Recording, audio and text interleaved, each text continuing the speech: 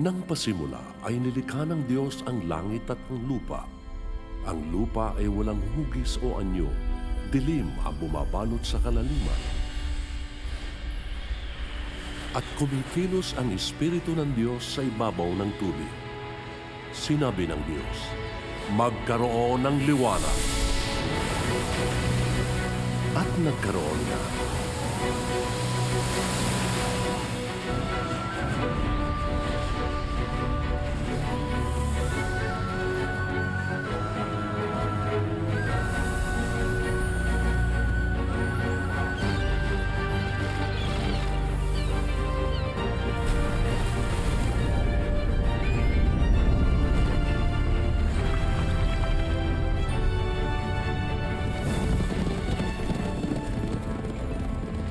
Nilikha nga ng Diyos ang langit at ang lupa at ang lahat ng bagay na naroroon.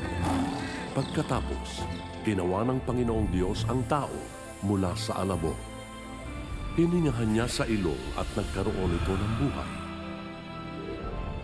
Nilalang nga ng Diyos ang lalaki at babae ayon sa kanyang larawan.